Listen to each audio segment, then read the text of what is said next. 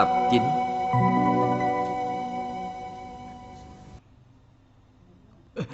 Các người muốn làm gì? Muốn làm gì? Các người muốn làm gì? Các người muốn làm gì? Mau đưa tiền ra. Ta không cần biết các người là cao tăng hay thấp tăng. Đưa tiền ra. Nhanh lên. Sư phụ, người xuất gia làm gì mà có tiền chứ? Ai cho phép các người ở đây làm gà làm bẫy chứ?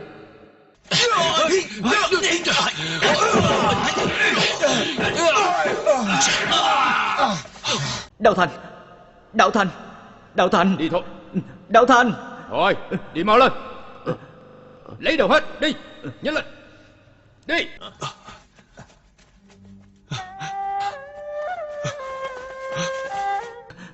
Tuệ Linh, Tuệ Linh, Tuệ Linh, Tuệ Linh, Tuệ Linh.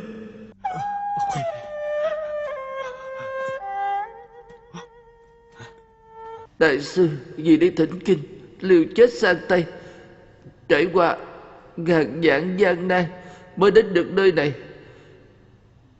Các người không được phép giết ngài. Đừng giết ngài. Đồ đệ ngươi sắp chết còn bảo vệ cho ngươi con nghĩa khí lắm. Nể mặt hắn ta tha mạng cho ngươi đó.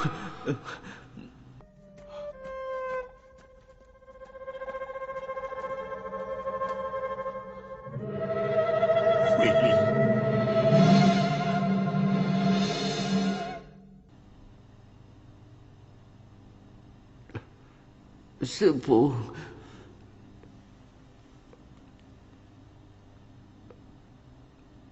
đến Hoa Châu dùng độ điệp của con để tử mạng khổ, không thể. Tuệ Linh, Tuệ Linh.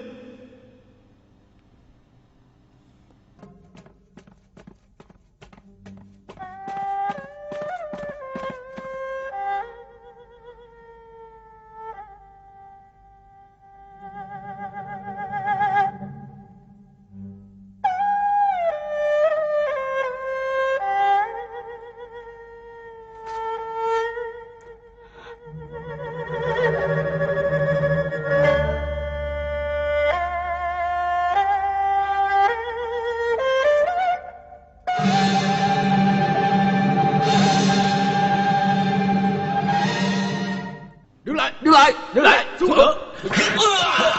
Đứng lại. Muốn chạy đâu?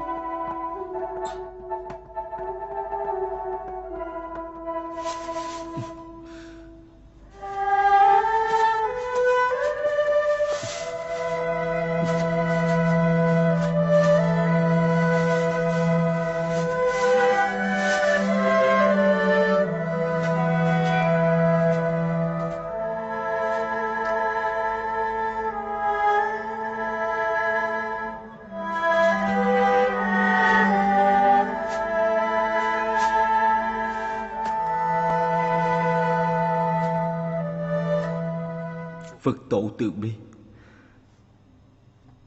Đệ tử sang tay thỉnh kinh, thật không ngờ rằng phải dùng máu để tế.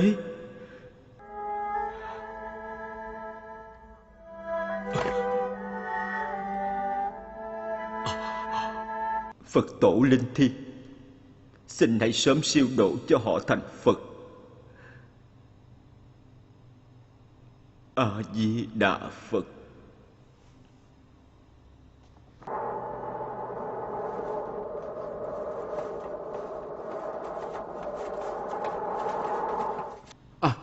Sư phụ, sư phụ. Mau đứng lên, mau đứng lên đi. Đứng lên. Sư phụ, đứng lên đi. đệ tử có tội, đã tới chậm một bước, làm sư phụ hoảng sợ rồi.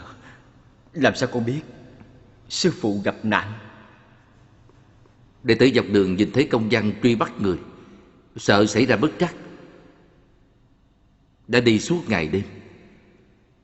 Nhưng gặp phải bọn người cưỡi ngựa của sư phụ, vác túi lương thực của sư phụ, biết có chuyện không may cho nên đã giết hết bọn chúng, vội chạy thẳng đến đây.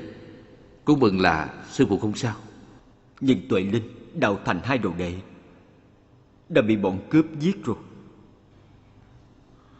Pháp sư, nghe nói có cáo thị bắt người về kinh, tuy là mang danh hình bộ, nhưng tất cả đều là vũ văn làm. Nếu không, biên phòng vì sao lại truyền lệnh truy nã một mình người? Cửa ải biên phòng làm sao lại biết được chuyện người sang Tây thỉnh kinh? Sư phụ cũng là bị danh tiếng làm mệt mỏi.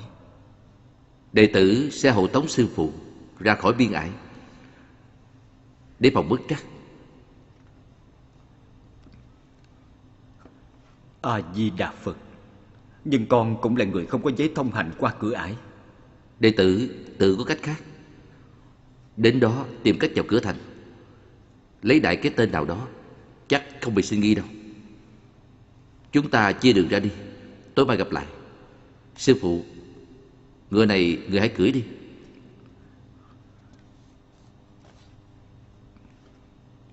Tuệ Linh lúc sắp ra đi dặn ta dùng tên của đồ đệ ấy. Điều này cũng hợp với ý con. Quyền Trang nếu không thỉnh được chân kinh về, thật có lỗi với họ. Đi thôi. Sư phụ, mau lên ngựa đi, lên đường thôi. Mọi người đều mong người thỉnh chân kinh về. Sư phụ, mau lên ngựa đi, mau lên đường thôi. Ngày mai chúng ta gặp ở Hoa Châu. Con đi đường con phải hết sức cẩn thận. Đi.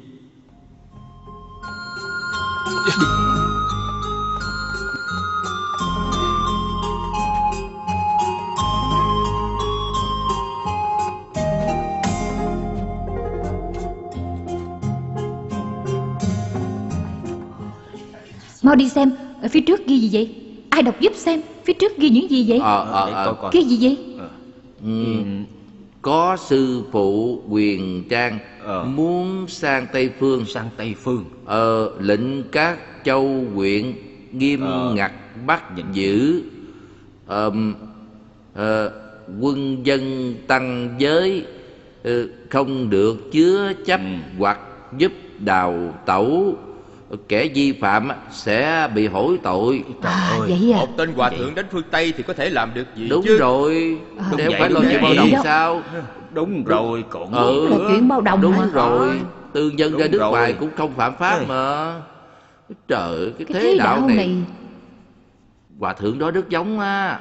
Phải rồi, rất giống, rất giống. Đúng vậy, trời ơi. Ngươi đừng nói bậy mà. Thôi được rồi, đừng nói nữa. Nói lung Đừng nói tung bậy quá. nha, đừng nói bậy.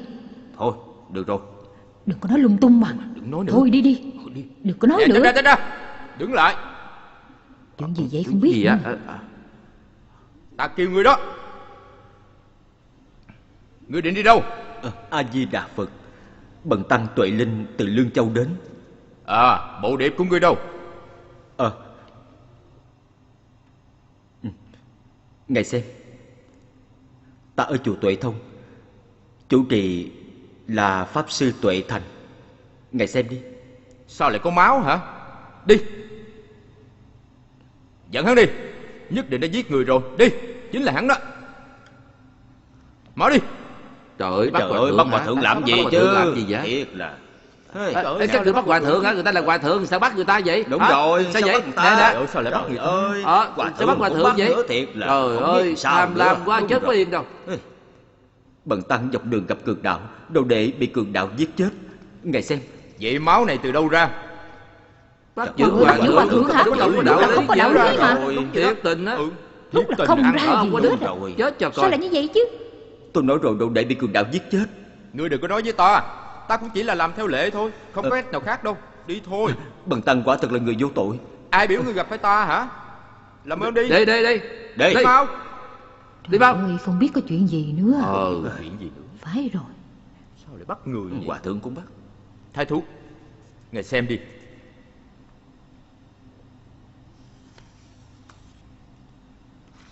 Đây chính là tên hòa thượng đó. Dẫn lên công đường. Tuân Tuân lệnh. lệnh.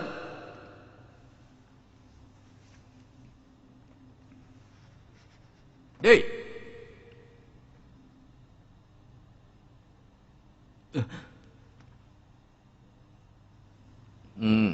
Ngươi là ai? Khai thật ra đi. Bần tăng chính là Quyền Trang.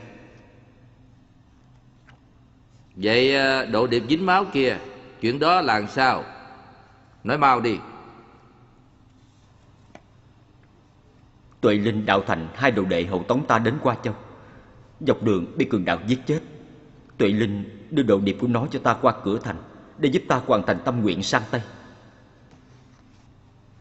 Nếu là như vậy á thì nghỉ ngơi một đêm, ngày mai đưa ngươi về kinh. Quyền Trang, ta chết vẫn muốn sang Tây. Tuyệt đối không sống mà về đâu. Rồi. Bổn quan cũng tín Phật hành thiện, có điều đô đốc đã lệnh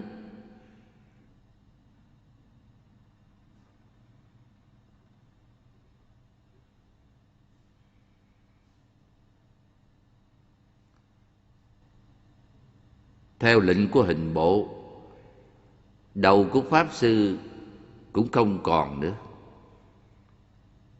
Đô đốc ngưỡng mộ danh tiếng pháp sư đã lâu, đặc biệt cố ý soạn công văn truyền lệnh, một khi bắt được thì cẩn thận hộ tống pháp sư trở về kinh. Pháp sư, mời ngài đến phòng khách nghỉ ngơi.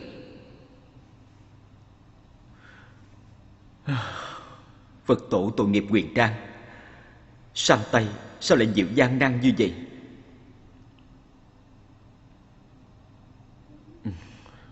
Dẫn pháp sư đi nghỉ đi. Tuân lệnh. Pháp sư mời.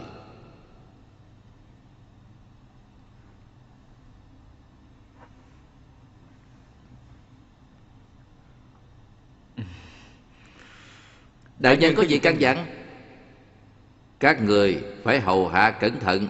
Bây giờ ta phải đi Lan Châu để gặp đô đốc. Tuân lệnh.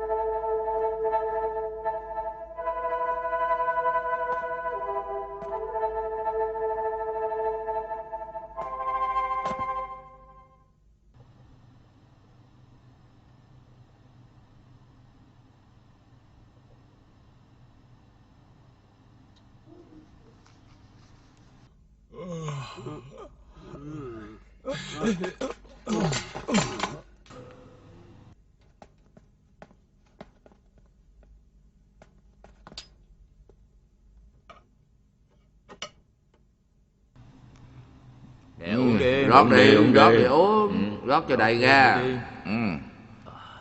Rót cho đầy nha. Rót rồi.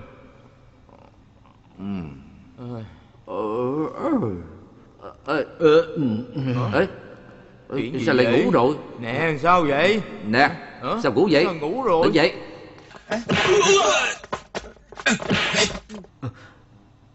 Ai đó?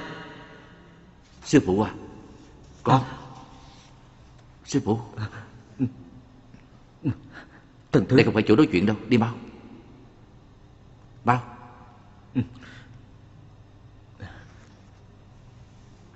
Mau đi thôi. Đi.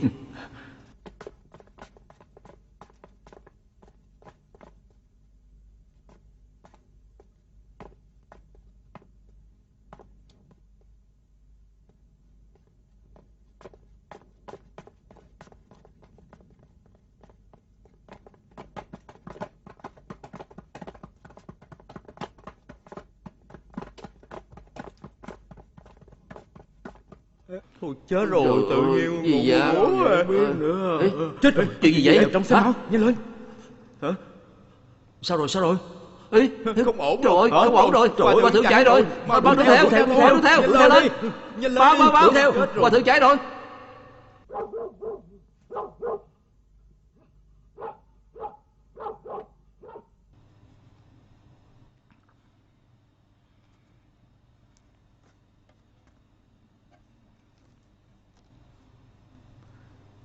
Vì cứu ta ra thành, con lại hại bao nhiêu người rồi? Đệ tử không dám làm sát vô tội, chỉ cho thuốc mê ngất xỉu thôi. Sư phụ à, có một vị muốn được gặp người. A Di Đà Phật. Sư phụ,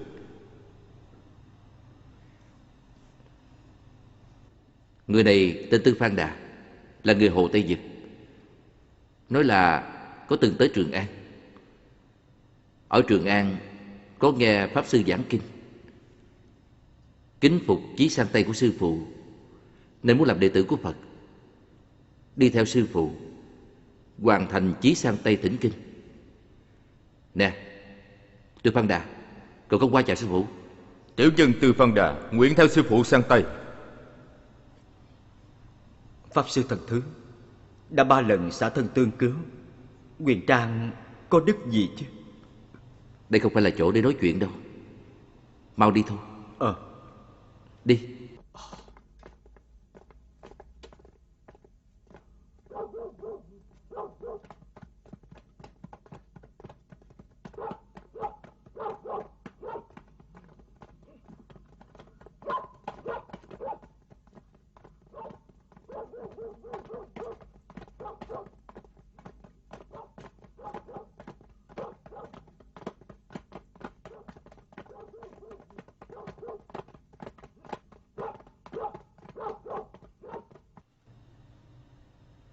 Đô đốc đại nhân, hạ quan có việc cần bẩm báo.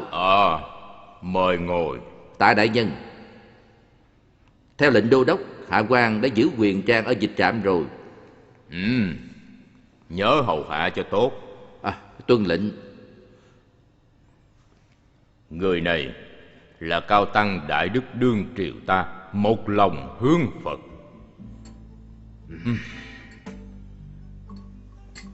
Không biết người nào ở hình bộ lại hồ đồ như vậy, dám hạ lệnh bắt giữ, muốn làm thay đổi chính pháp. Ta rất nghi ngờ, nên đã hạ lệnh các châu.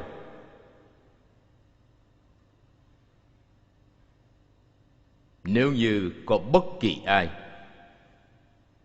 gặp được đại sư, phải đối đãi cho tốt, sau đó phái người cẩn thận hộ tống về kinh. Vậy vậy quá tốt rồi.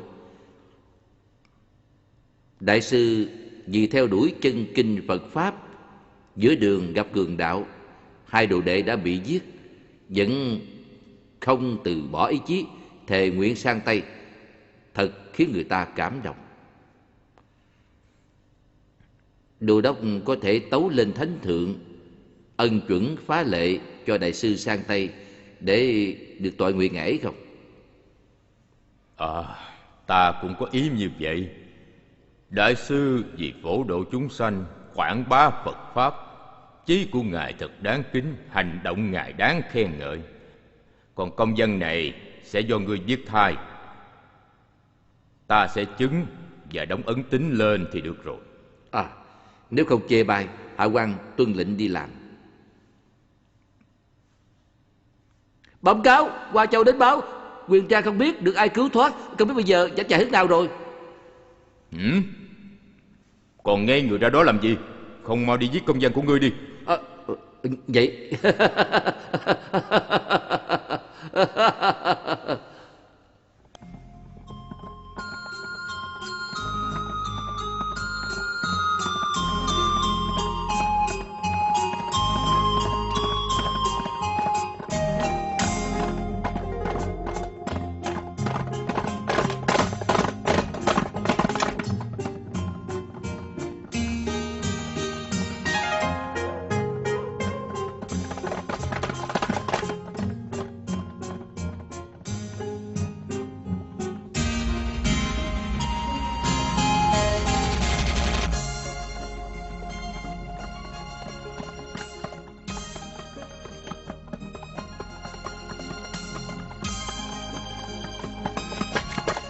con đường Tam Quỷ sư phụ căn dặn đưa ra khỏi Hoa Châu, không thể đi tiếp nữa.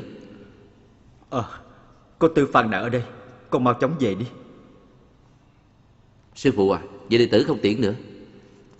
Về sau dọc đường tất cả nhờ Tư Phan Đà rồi. Sư phụ bảo trọng. Đệ tử xin cáo từ. Quyền Trang dạng chết không từ bỏ thỉnh chân kinh về. Trở về chuyển lời với sư phụ Tam Huệ, Trịnh Thiện Quả đại nhân, nói họ yên tâm. Vất vả rồi. Tư Phan Đà, đại sư giao cho ngươi rồi. Đi đường cẩn thận nha, nhớ cẩn thận đó. Tiểu đệ nhất định không phụ trọng thác của sư huynh. Xin yên tâm trở về đi. Thần thứ, trở về hãy hầu hạ tốt cho sư phụ Tam Huệ. Cứ yên tâm đi. A Di Đà Phật. Sư phụ bảo trọng.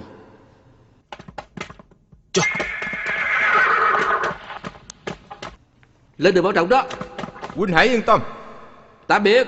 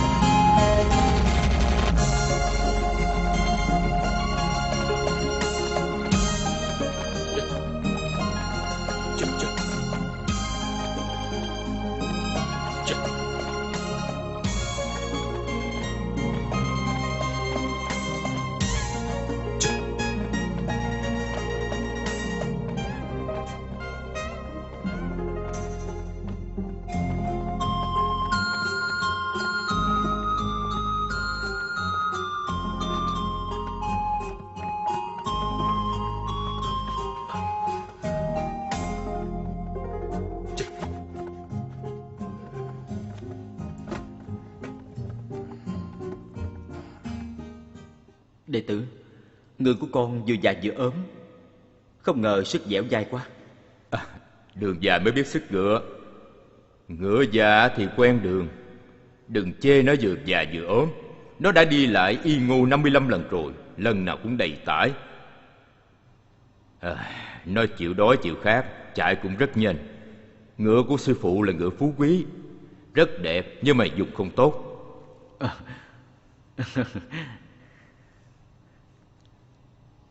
Sớm biết như vậy, bảo người tìm thêm con ngựa như vậy để đỡ lỡ việc. Sư phụ đừng lo. Người cưỡi ngựa của con dắt ngựa của người. Dù là đi bộ, con cũng theo kịp sư phụ đó. Sư phụ người mau lên ngựa đi. Vậy làm sao được? Thôi sư phụ đừng có nhường nữa. Hôm nay chúng ta nhất định phải đến được sông Hồ Lô. Sư phụ mau lên ngựa đi. Thôi được. Từ từ. Đi.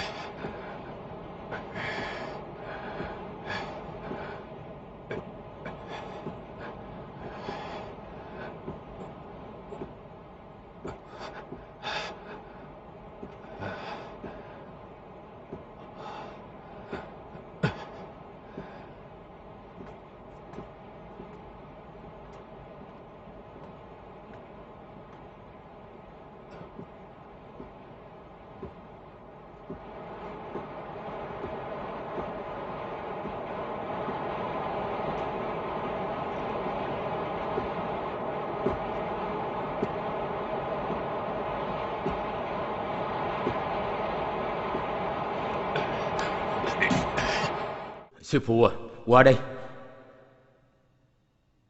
Nè, để con đỡ người.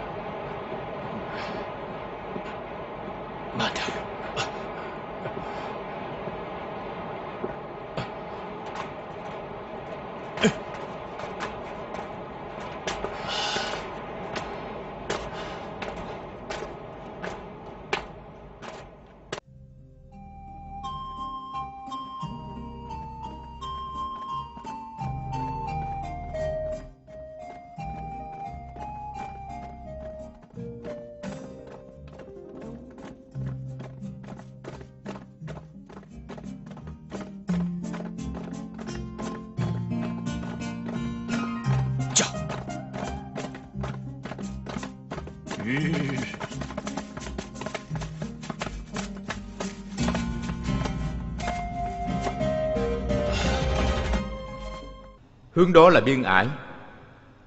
Vượt qua được, chúng ta sẽ được an toàn. Sư phụ, chúng ta nghỉ ngơi chút đi. Được, nghỉ ngơi một chút.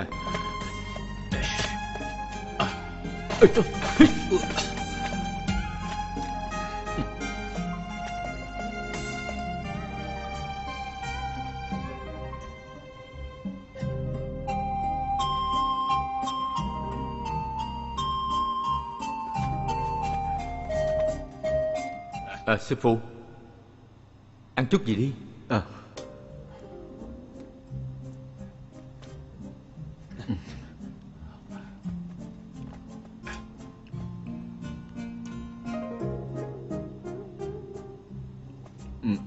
Đó là... Đi tiếp về phía trước chính là phong quả đại thứ nhất rồi. Chỉ đi được trong đêm thôi. Chỉ có thể lén đi trong đêm. Vậy chúng ta đến tối mới đi. Dạ. Là sư, nếu được Phật giúp, sẽ luôn có thể hóa dữ thành lành. Thiệt thòi cho con rồi. Sư phụ à, ăn xong rồi đi nghỉ ngơi. Người không nên đi lung tung nha. Được rồi, con yên tâm.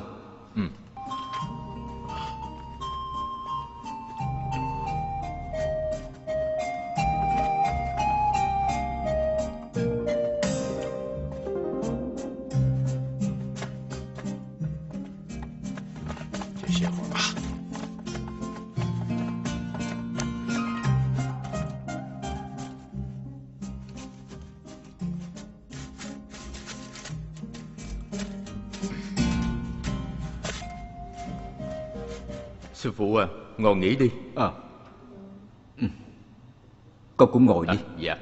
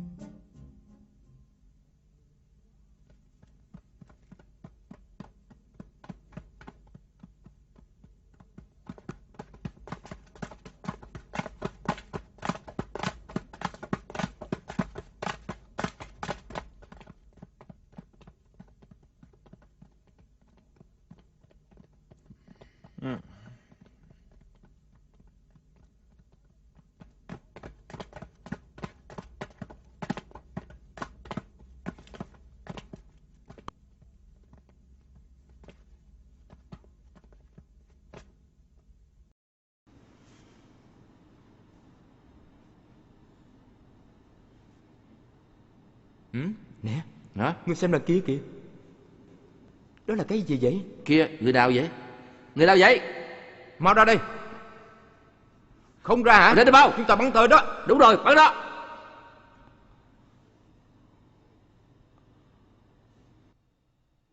Sư phụ. Sư phụ.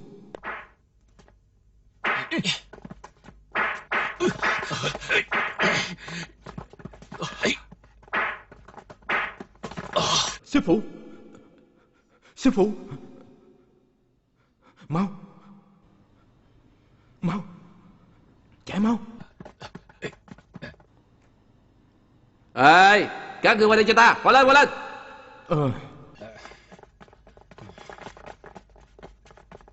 Nghe đây, có giặc tới xuất quan. Mau đi chặn chúng đi. Tuân lệnh. Nhanh, Nhanh lên, nhanh lên. bắn tên.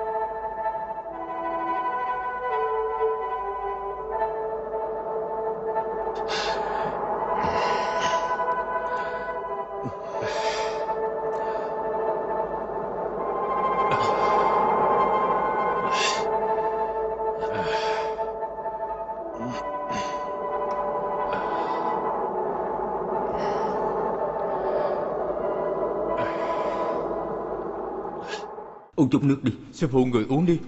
Uống đi.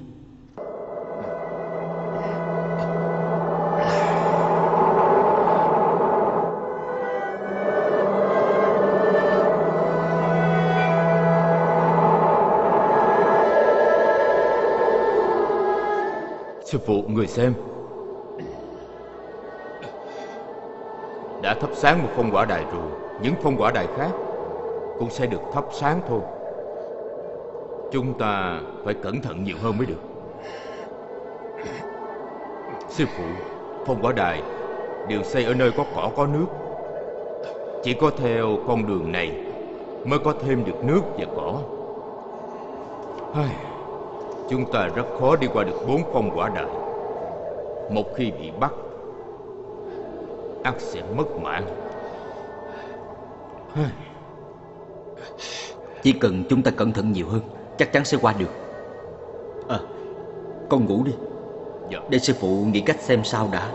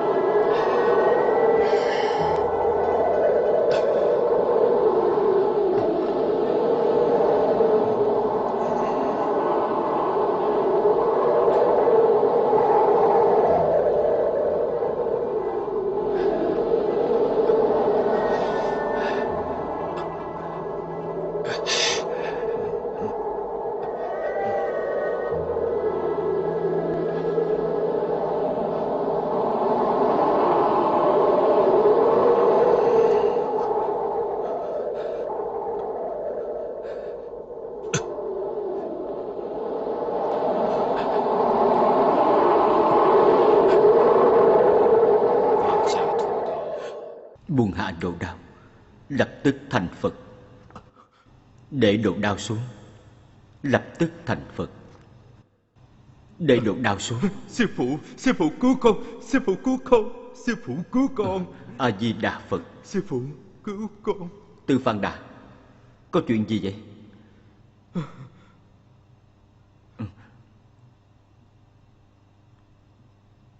Sao đao này lại rớt ở đây?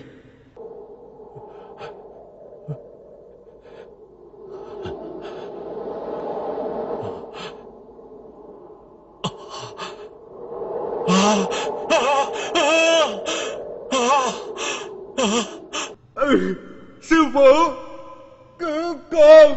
Sư phụ, cứu con! Sư phụ, sư phụ, lúc nãy con nằm mơ thấy ác mộng. Con mơ thấy con có thái độ vô lễ đối với sư phụ. Mong sư phụ thứ tội.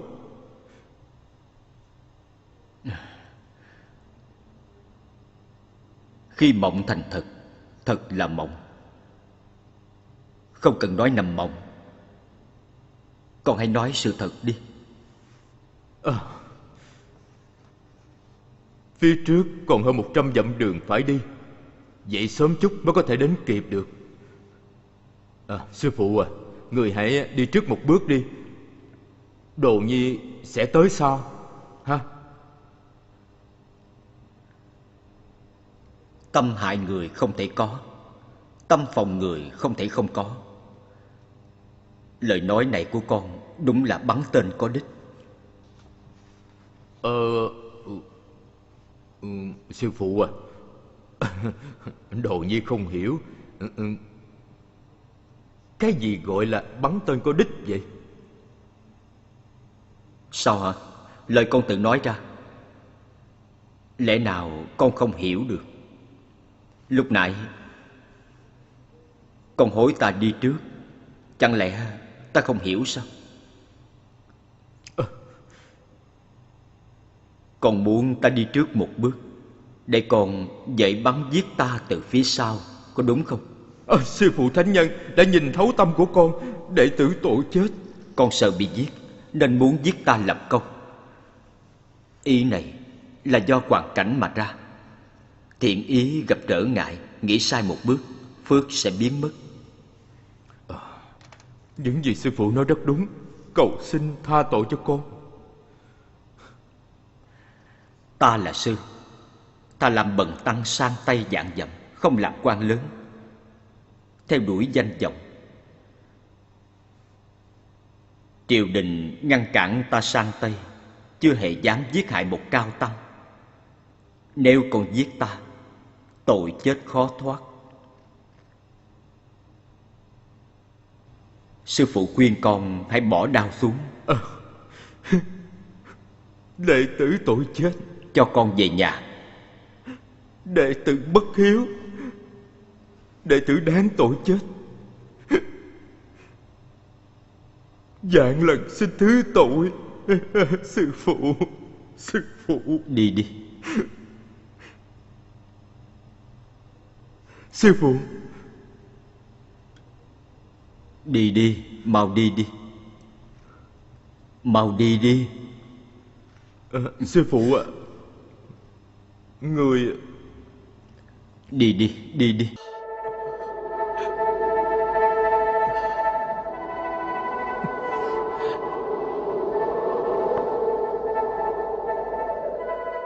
Con cứ yên tâm trở về. Dọc đường nếu có người giết ta, ta cũng không khai ra ý đồ của con. Còn bảo vệ ta sang Tây, công đức vô lượng. Sư phụ làm sao có thể hại con. Đi đi, đi đi. Mau đi đi.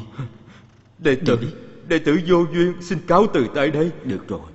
Đi đi, đi đi. Đi đi.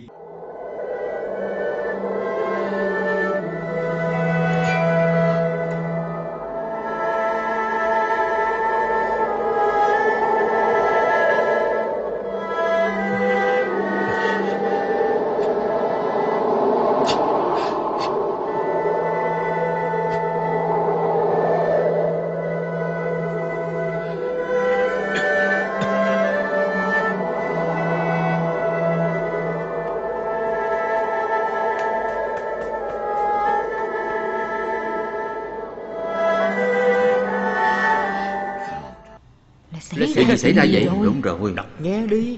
Đọc đi. Nghe đi, đọc đi. Được. Có quyền trang đại sư tự ý xuất quan, lệnh cho các châu huyện nghiêm ngặt bắt giữ.